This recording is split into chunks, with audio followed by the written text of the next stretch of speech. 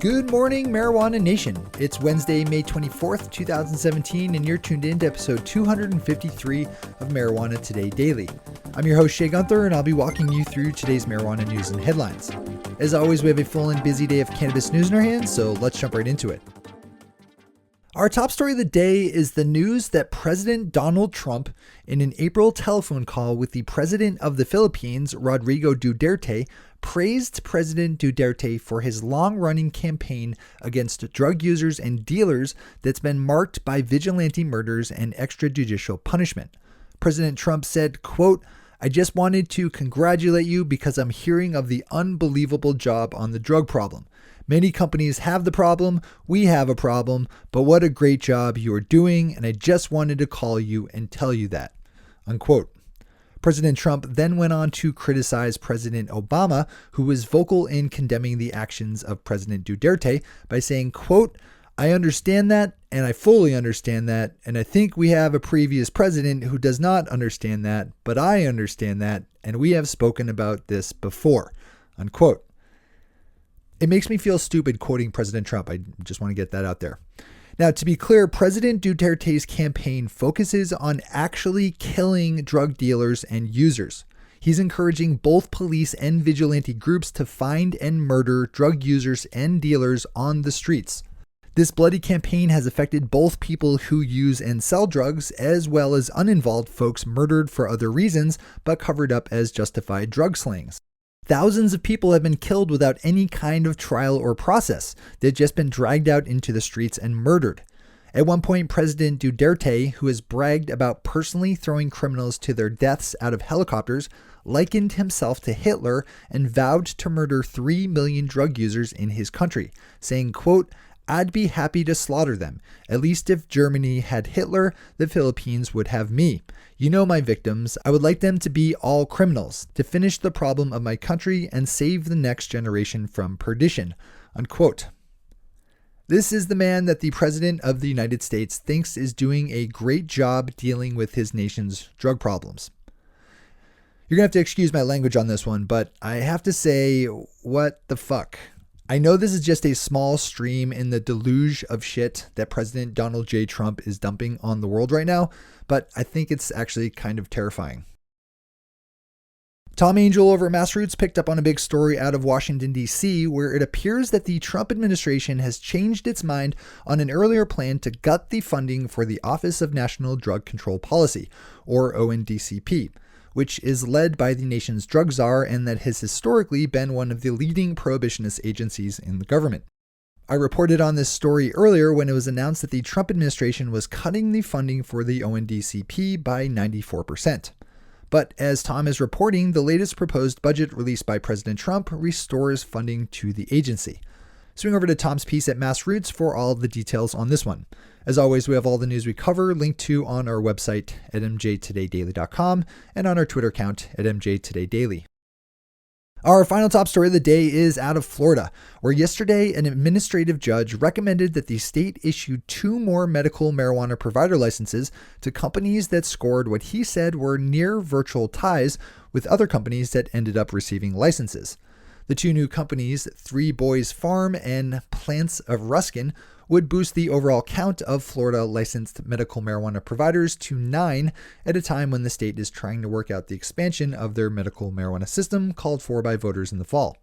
We'll report back on this one as the Florida Department of Health considers the recommendations made by Administrative Law Judge John Van Lanningham.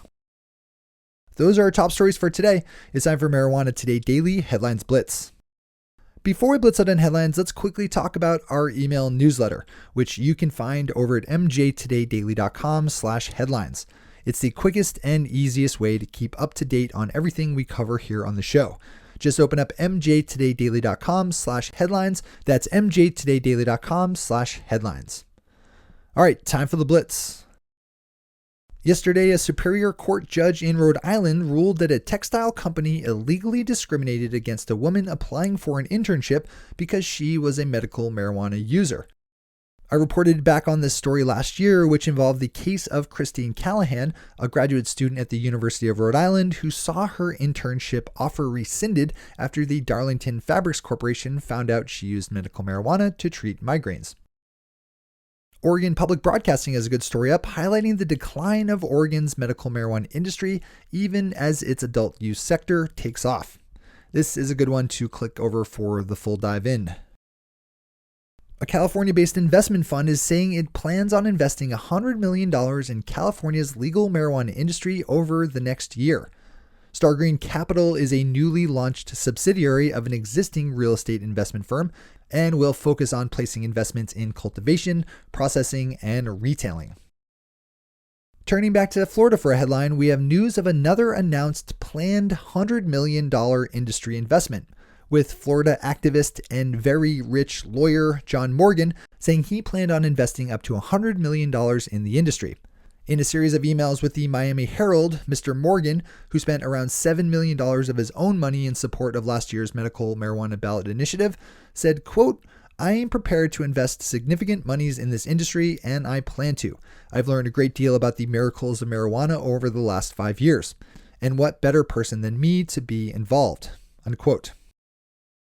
New York licensed medical marijuana provider Vireo Health just started running ads in the New York subway system, advertising their services to potential medical marijuana patients. Benchmark Capital, one of Silicon Valley's top venture capital firms, is investing $8.1 million into a company working on a marijuana breathalyzer to be used by police to arrest drivers operating under the influence of cannabis. Yesterday, Hound Labs, an Oakland-based company working to develop the first marijuana breathalyzer, announced that they had scored the investment from Benchmark Capital, the same venture capital firm that previously invested in companies like Uber, Snap, and Dropbox.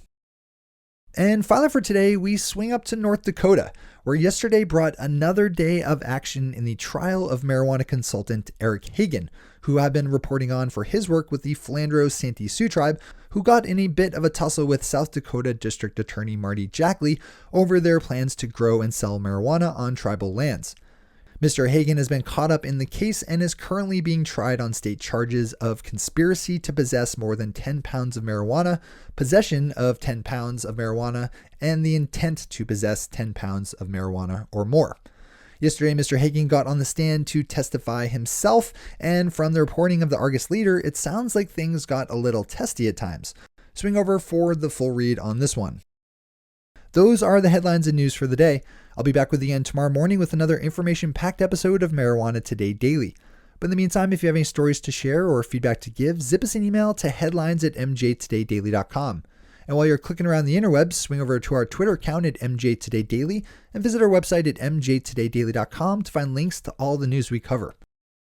Thanks to our awesome patron listeners for the support that makes this show possible.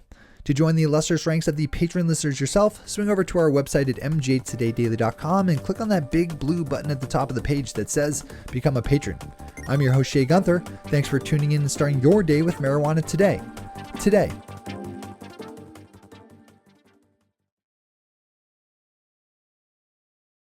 One take, Shay. One take.